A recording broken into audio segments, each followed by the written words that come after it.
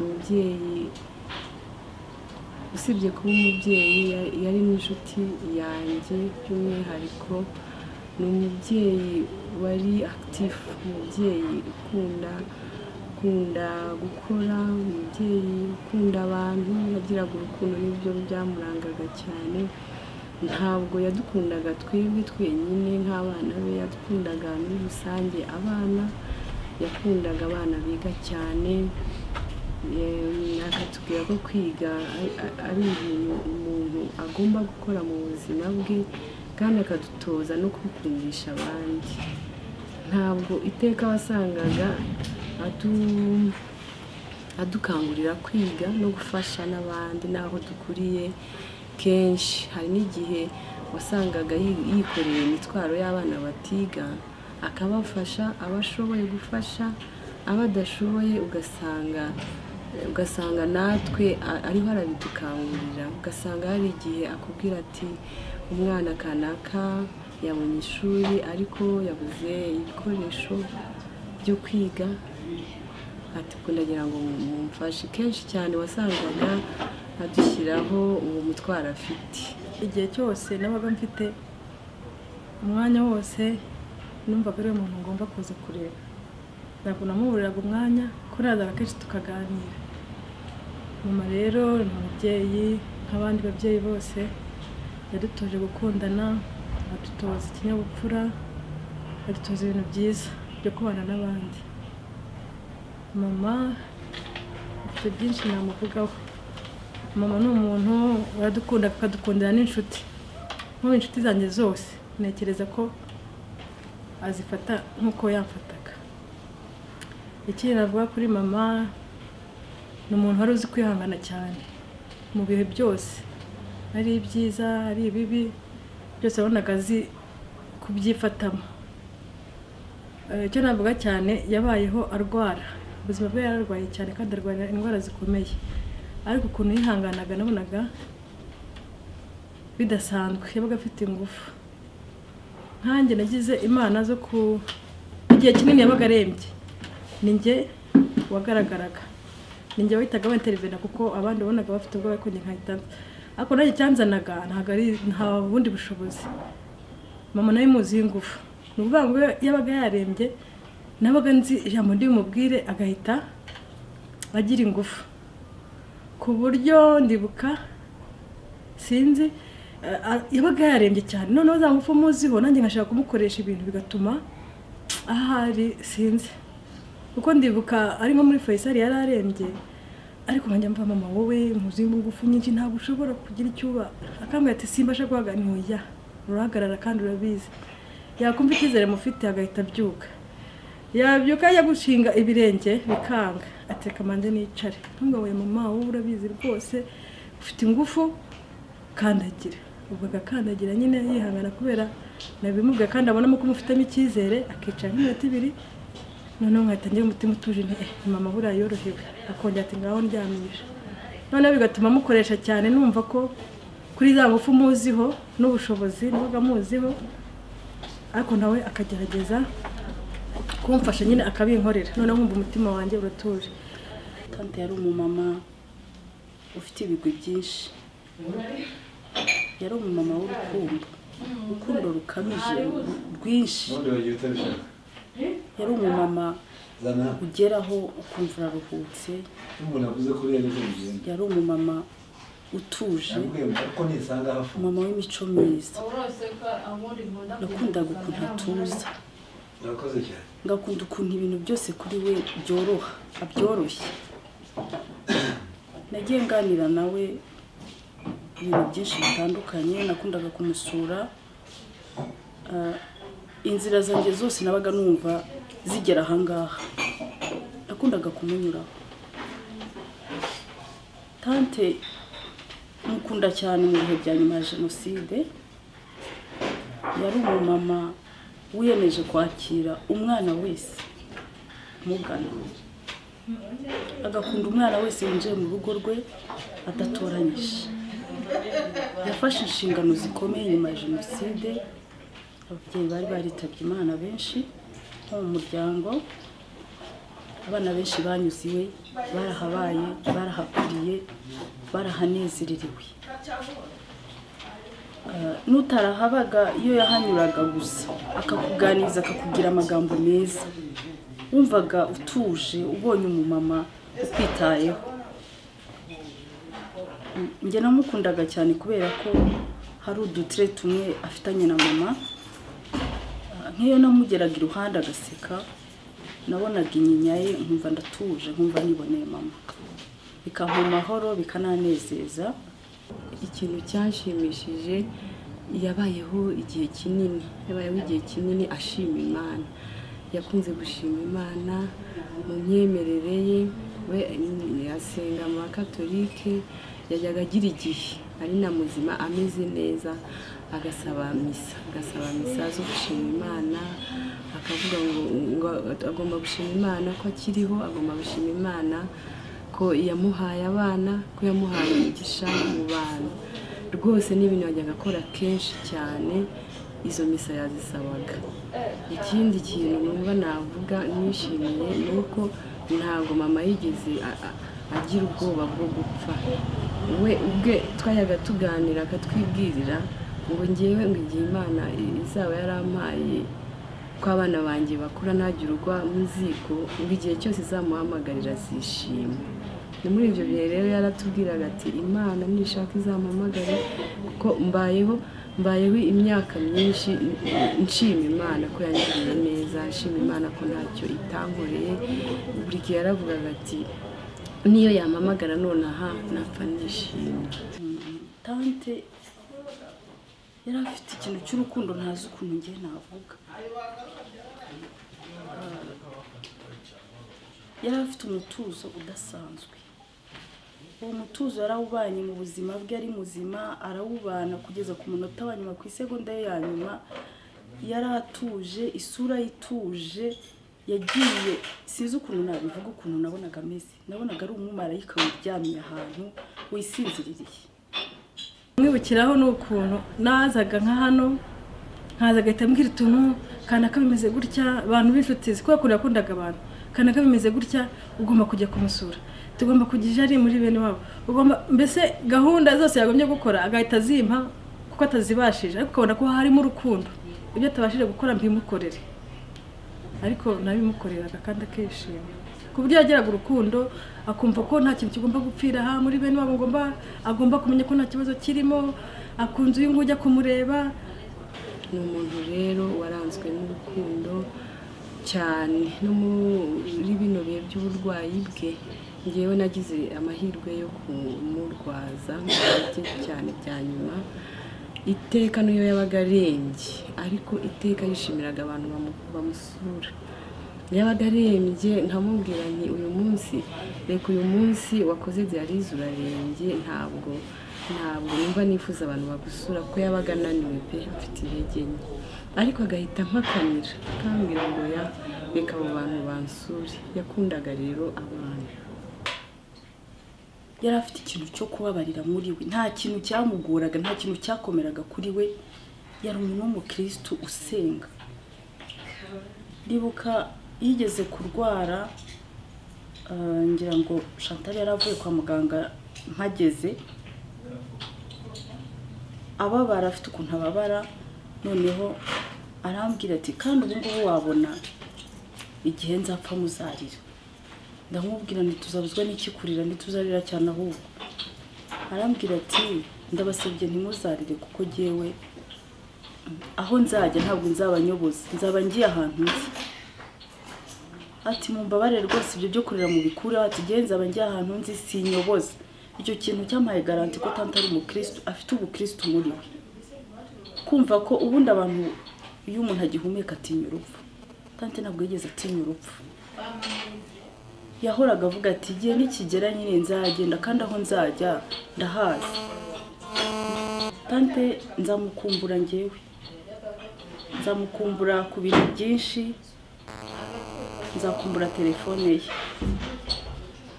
Yakundaga kumpamagara cyane, hakaba igihe iyo ntamwitabye anashakisha mu bandi, agahamagara Chantal ati nshakira Cyucyuru nyumvire niba yarabaye amahoro. Yakundaga kumpamagara akambaza amakuru y'abana n'umugabo. Nzakumbura iyi nzira, uyu muhanda nzawukumbura. Yagiraga gahunda, ni umuntu wagiraga gahunda, ni umuntu wagiraga isuku kandi akagira rigeri. Tureze turi abana yibyariye mu nda ni 8, ariko hari n'undi muvandimwe wacu wa murumuna we yareze, hari n'abandi yagiye arera bakagenda, ariko iteka yagiraga rigeri, ashaka gushyira ibintu bye ku murongo, donc akagira rigeri. Ikintu namwibukiraho cyane, ndibuka ko yajyaga atubwira nkatwe bana b'abakobwa ngo ntihazagire umuntu urenza saa 12 ataragera mu rugo.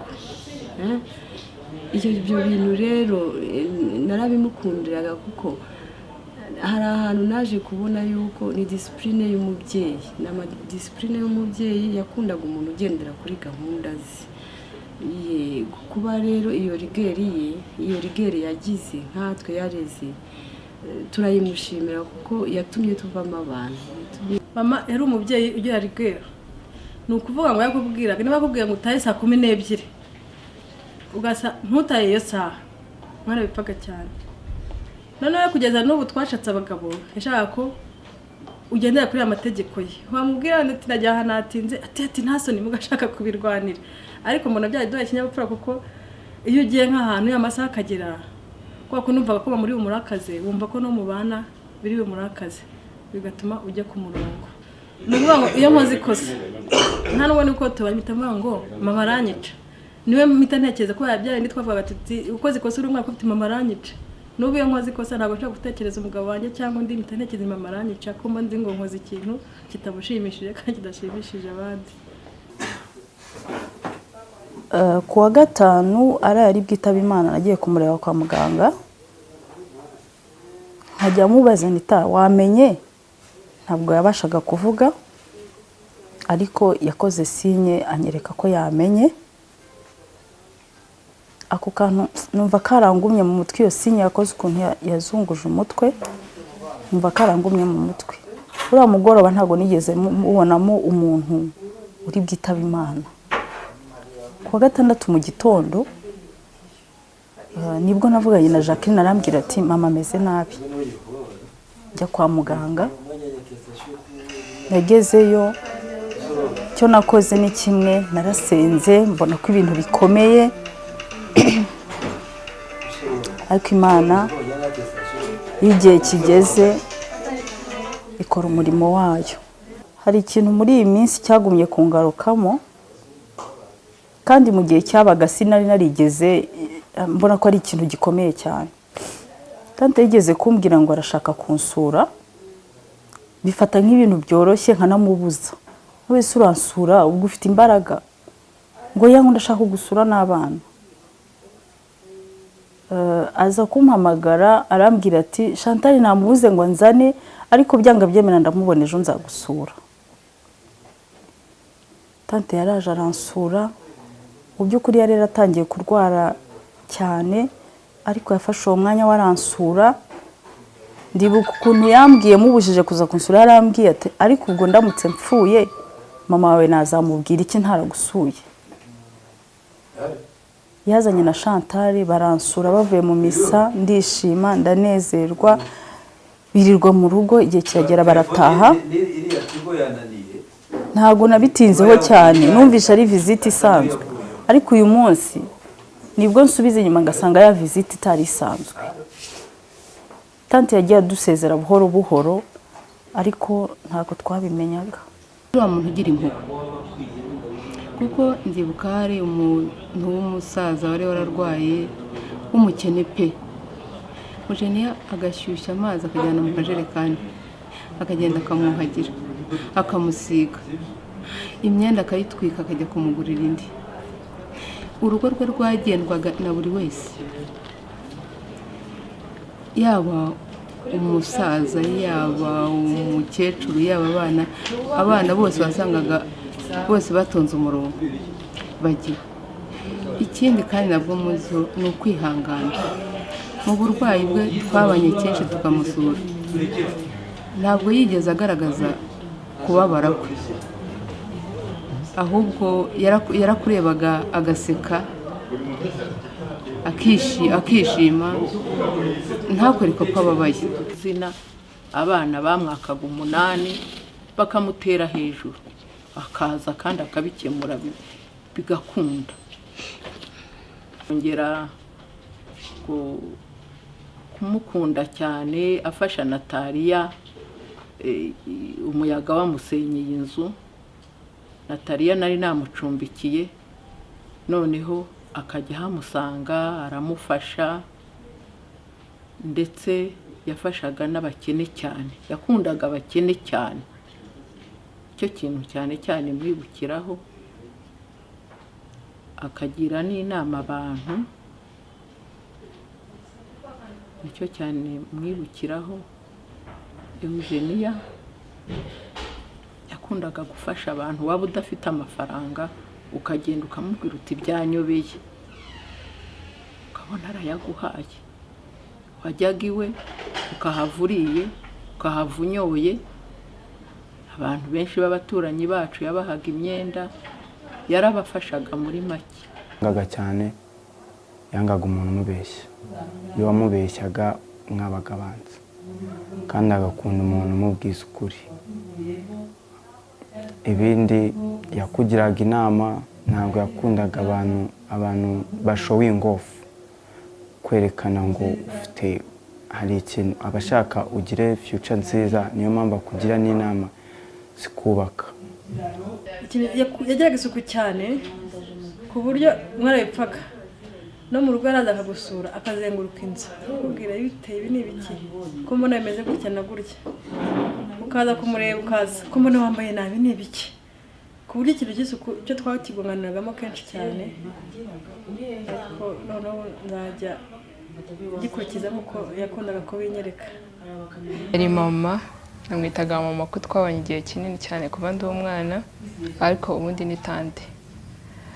Icyo navuga kuri mama ni byinshi kuko twabanye igihe kinini cyane kugeza ubu ngubu, uwo ndiwe niwe wangejeje aho ngeze ubu ngubu. Sinavuga byinshi kuko yanyigishije kwicisha bugufi, yanyigishije kubana n'abandi, yanyigishije gusenga. Mfite byinshi namuvugaho, ariko Imana yo mu ijuru niyo ibibona. Icyo navuga gikomeye cyankoraga ku mutima ni inseko ye, inseko itagira imbereka. Wa muntu useka koko ukabona bimuvuyemo nta buryarya, nta bindi bintu byihishe inyuma, ukabona rwose ubupfura bumuranga natwe twese buratugeraho. Ikindi ni umutima ukunda abantu bose, abaciye bugufi, abafite uko bameze, mbese ingeri zose zamugeragaho kandi buri wese akumva afite umwanya mu mutima we. Twarabanye cyane, nabaye iwe nyuma ya Jenoside, ariko ikintu cya mbere yadutozaga urukundo, akatwigisha kumenya gukora mu rugo. Haba hari ikintu wateshutseho akikwicaza akakubwira ati reba ibyo wakoze bisi byiza, wajya kubireba ugasanga koko wakoze amakosa. Naramukundaga cyane cyane, nuko abantu batajyana, ariko yatubereye umubyeyi pe, umubyeyi sinzi ko nabivuga. Namara igihe akajya atubwira ati nyuma tubaho, nza gushaka, ariko ni wa muntu namaraga nk'icyumweru akampamagara cyangwa nkamuhamagara. Ndibuka igihe twazaga kumusura arwaye, ariko akihangana akavuga ati murava ngaho muri, akagenda akadutekera amafiriti, yarazi ukuntu dukunda amafiriti cyane, akagenda agateka akatugaburira, akicara akatugaburira. Ni ukuvuga uburwayi yari afite ntabwo bwigeze buza taking care of us. Icyamwibukira ni uko yatureraga abapapa bagiye nko hanze, akagumana natwe tukaba mu rugo we, kandi buri kanya tuba no mu misa, akaza tukanyura hano akatwakira, akatubwira ngo tubanze tujye mbere y'uko dutaha. Abandi umwuzukuru wa tate yari umubyeyi mwiza twese twakundaga, bikaba bitoje ko agiye hakiri kare. Umwuzukuru wanjye yari umwuzukuru wanjye nakundaga. Igihe papa na mama bagendaga hanze,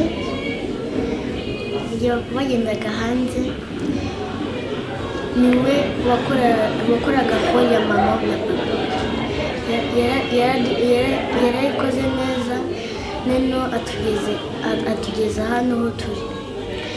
Kandi malgré ukuntu yararwaye, yakundaga gusenga cyane.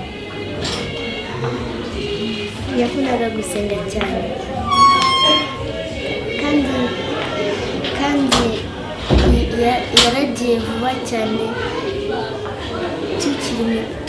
tumukunda cyane. On parlait beaucoup.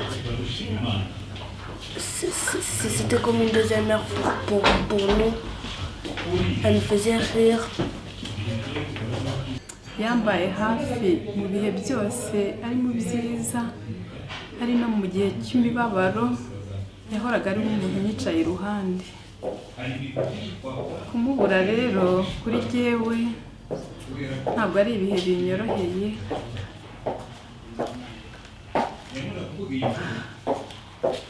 Namufata nk'umubyeyi wanjye, yandeze kuva nkiri mutoya. Nk'uko tubizi mu Rwanda amahano yagwiriye igihugu, Jenoside, tuza kubura ababyeyi. Umwe mu tante bakuru dusigaranye mu muryango, aratwakira, araturera kuva nkiri mutoya kugeza aho maze kumenyera ubwenge. Urumva nk'umuntu mfata nk'umuntu wanjye rero ari ibintu byinshi yamariye. Ndibuka nkiri mutoya jenoside ikirangira nifite nk'ikibazo kimeze nk'ari uburwayi, ntabwo nabashaga kugenda cyangwa kubemo nahagarara, nshaka ko nafite ikibazo mu maguru ahari. Ndibuka ko yajyaga abwira Alisa ngo ankoreshe siporo kugira ngo mbashe kongera kugororoka, mbashe kongera kugenda neza, amaguru yari afite nk'aho afite ikibazo. Arandera nk'umwana, aranyigisha, ntabwo byari byoroshye icyo gihe. Nk'uko bagiye babwira aba twari twabanaga, Dudu wavuye ahangaha, Helene wavuye ahangaha, twese turi batoya, afite abana bagera kuri 5, inshuti zo ziranga, basanga mu rugo turi nk'abantu tugera nko kuri 18, gutyo twari benshi cyane.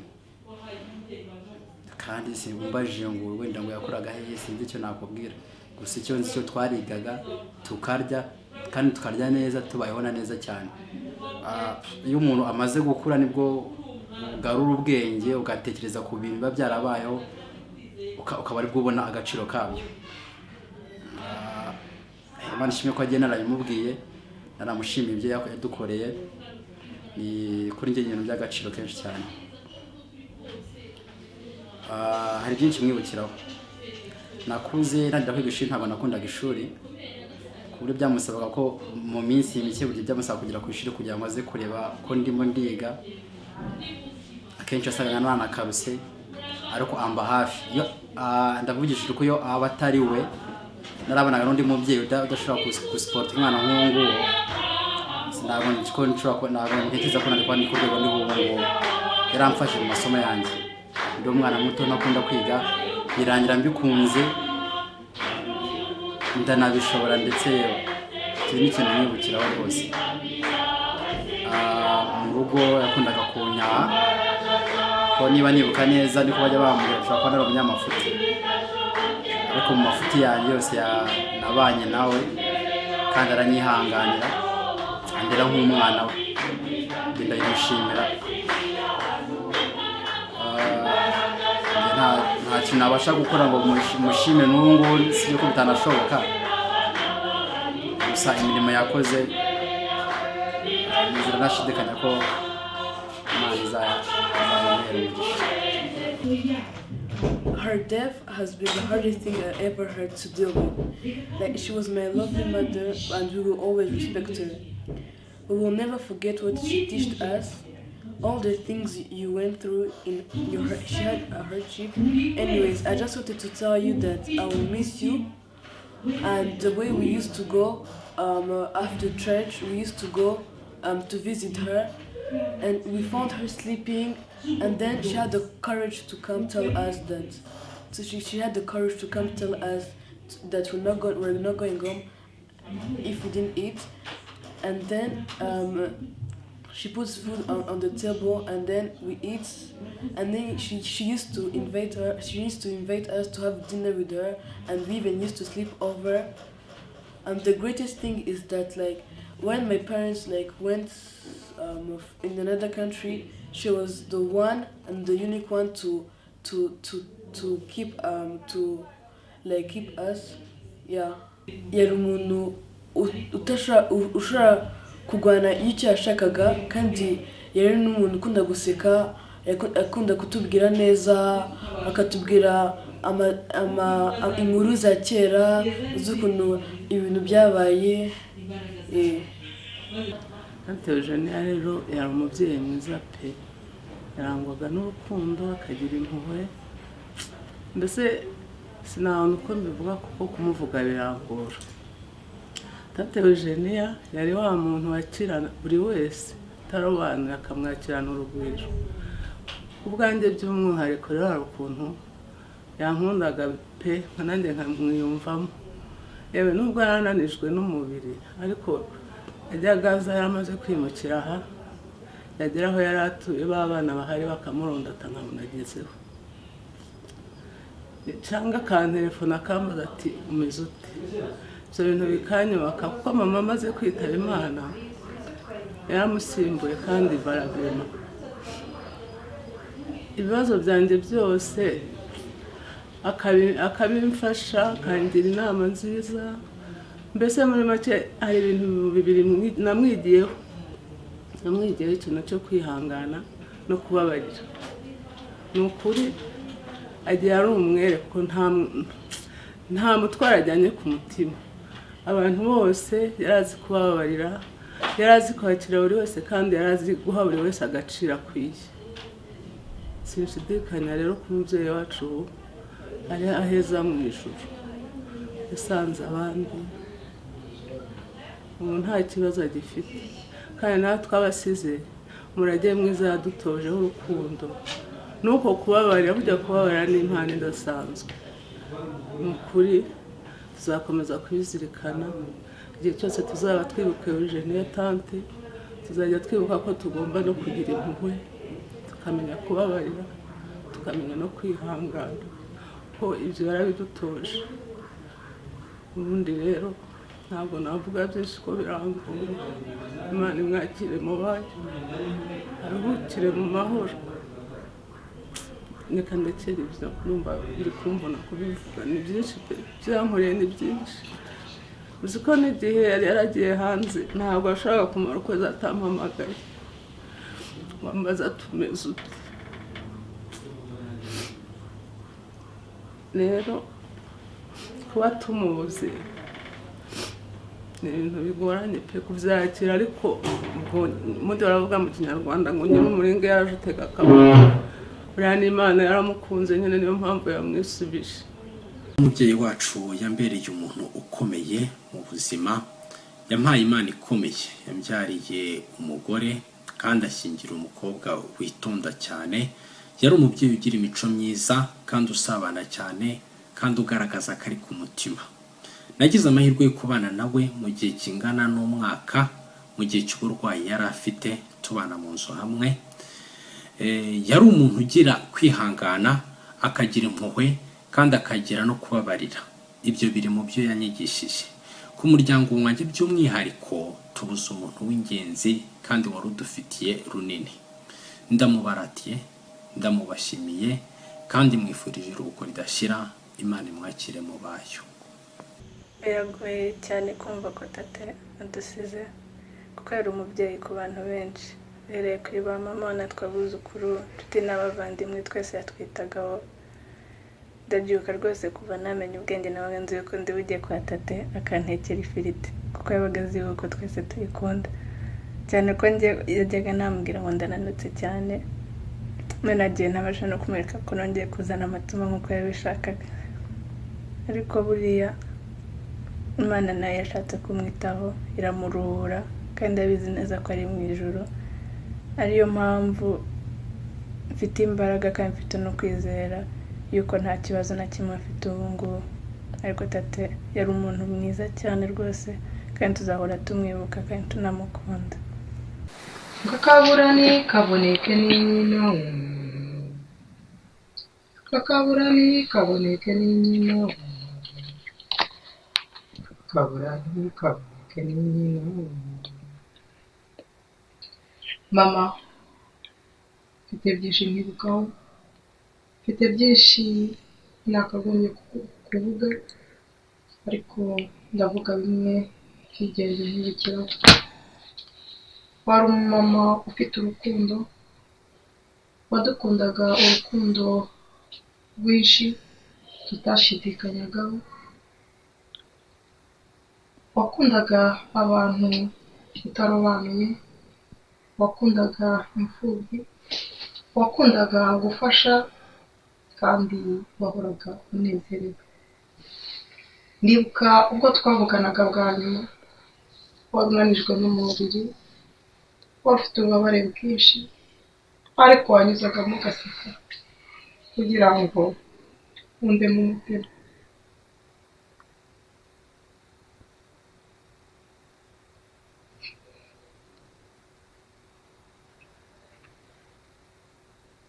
Tu étais une femme courageuse, combattante.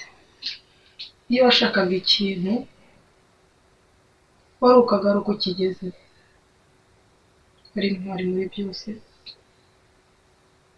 waritangaga, wakundaga kuganira.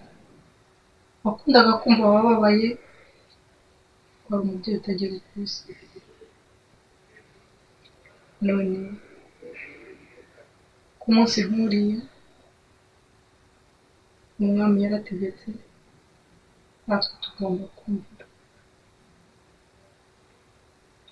Udusigiye agahinda katagira ingano mu mitima yacu, ariko kandi dufite n'ibindi byishimo, ko tuzi ko aho ugiye nk'uko wakundaga kubivuga, ugiye utayoboza, uzi inzira, uzi n'aho uri.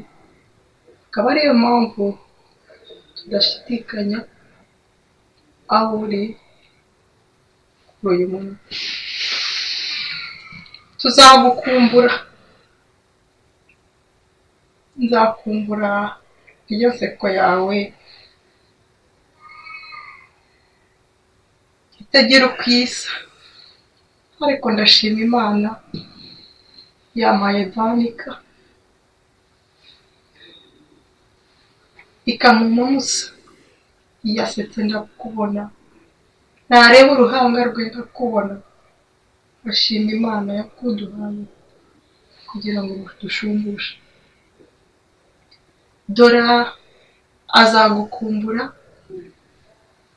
Dane azagukumbura, Davia azagukumbura, Jean Paul azagukumbura, twese tuzagukumbura, ariko tuzi neza ko hari undi munsi tuzongera guhura, utari uw'amaganya, utari uw'imibabaro, ahubwo ari uw'ibyishimo. Mama, ndagukunda, nzahora ngukunda mu bihe ibyo ari byo byose.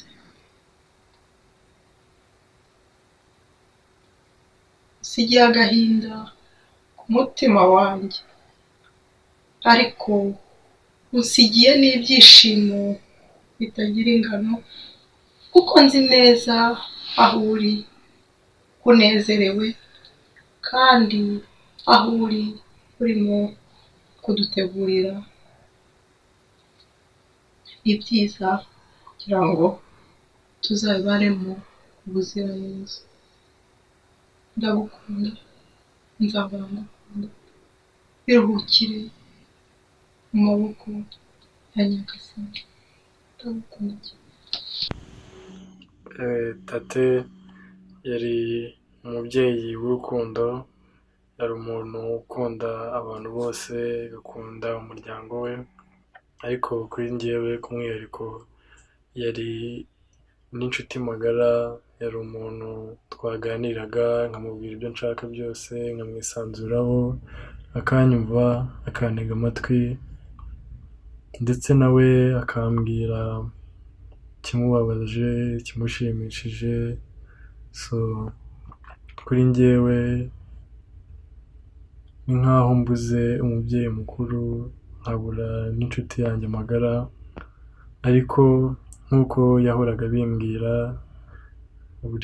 buri gihe iyo najyaga kumusezera ngiye gusubira ku ishuri, yarambwira uti nzige neza, nzaba umugabo, kandi ko hari igihe nzataha nkasanga atagihari, ntibizance intege mu buzima. So ntabwo narabyumvaga, ariko ntabwo numvaga ko ari ibintu biri hafi.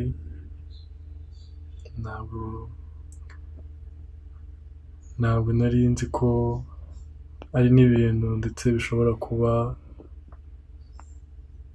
ariko ubu ngubu nkaba numva icyo yashakaga kumbwira, nkaba nshaka kumubwira uti ko kugenda kwe bitazamuhungabanya, kandi ko bitazandangaza mu buzima, ahubwo ko bizantera kuraje gukomeza gukora ibyo nkora byose kugira ngo nzabe uwo yashakaga ko umuntu yashakaga ko nzavamo. So, kandi nizeye ko aho uri hose umeze neza, uri Imana yakwakiriye mu bayo, kandi tuzahora tugukunda. Mwiriwe, nagira ngo ntange ubutumwa bwa Mama Alice, umubyeyi namenye, umubyeyi twamenye mu bihe bikomeye, umubyeyi yadufashije guca mu ntambara, umubyeyi wihanganye, umubyeyi wagize urukundo, umubyeyi wadufashe twese kimwe, umubyeyi wahoraga yishimye marigre y'ibibazo, yagizemo ubutwari bukomeye, guhora afite isura nziza. Ibyo kandi akaba yarabihaye abana be. Donc turashimira Imana yuko abana be abasigiye urwo rukundo, abasigiye umuco mwiza wo guhora bishimye, wo kwakira, umuco wo kwakira abantu neza. No kugira ngo nihanganyishe famiye ya Mama Alice mu bihe bikomeye ari gucamo byo kuba umubyeyi ari ukiri muto, bari bakimukeneye, ariko Imana yamukunze kuturusha. Mwihangane kandi tuzaba tumwibuka Mama Alice. Imana ibakomeze. Hanyuma yaravuze ngo yahereza ukuboko akavuga ngo Imana izabaho umugisha. Iryo jambo yakundaga kuvuga kuko iminsi ye 3 ya nyuma yagize intege cyane, ubundi ntiyavugaga, ariko iryo jambo iteka n'uwamusuraga arambura amaso yamusezeraga amubwira ngo Imana iguhe umugisha.